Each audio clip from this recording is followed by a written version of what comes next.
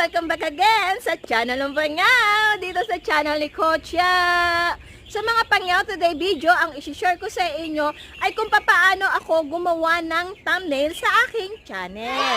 Pangyaw, ikaw ba ay may thumbnail na?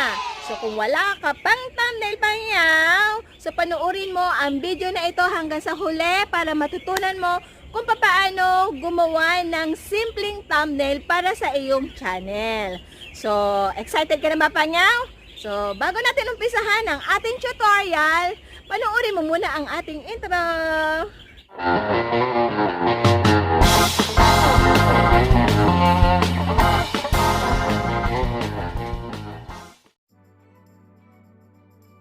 Saan punta tayo sa Google, mga Pangyaw? Doon tayo magre-remove ng background. So mga Pangyaw, kung paano gamitin si REMOVEBG, ilalagay ko na lang sa description box. Check na lang po yung aking tutorial na naandyan para matutunan po ninyo paano gamitin si REMOVEBG.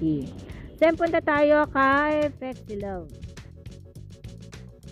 Dito kay pixelab, dito natin i-resize. I-resize na. Gugulo ako. Sa thumbnail size. So, kasi sa YouTube ay may requirement size para sa kanyang thumbnail. Ayan. Dahil sa mahilig ako sa green, ang favorite color ko is green. So, napapansin niyo lagi ako naka-green. And then, punta tayo doon sa ating din-download. Dahil nag-cut na nga tayo ng photo, ng images kay REMOVEBG. So, kaya dito, in-insert ko na lang siya kay pixelab. Then, lagyan natin siya ng mga design, ng mga shadow, ng mga stroke.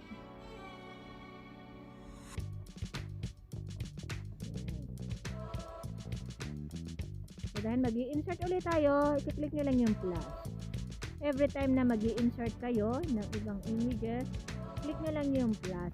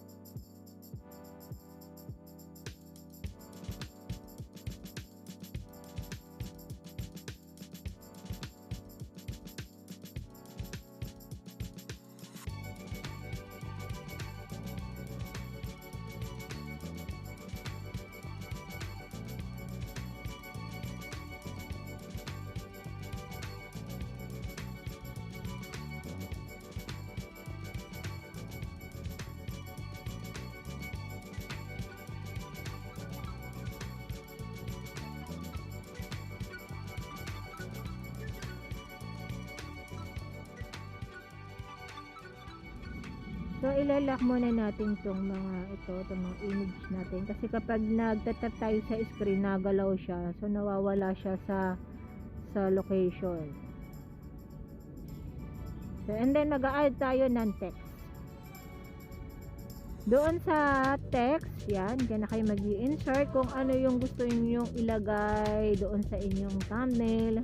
Kung ano yung title ng inyong video, yun yung ilalagay nyo doon sa text. O, tulad nito, 3 apps lang, meron ka ng simpleng thumbnail.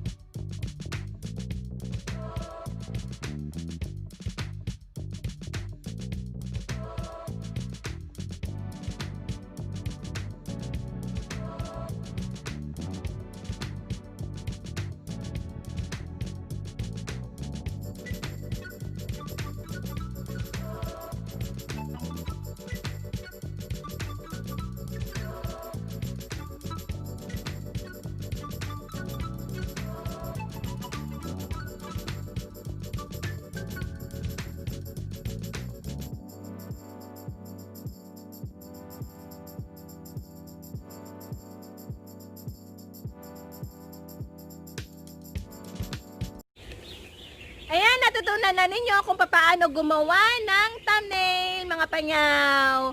So, hopefully mga panyaw na nagustuhan muli ninyo ang ating video. So, mga panyaw, kung nagustuhan ninyo ang video natin today, just click the like button. And then, kung bago ka pa lang sa channel ng panyaw, dito sa channel ni Coachya. So, i-hit mo na rin ang subscribe button down below at isama mo na ang notification bell para na-notified ka sa mga upcoming kong video. So, once again mga panyaw, thank you for watching. Bye-bye! Bye-bye!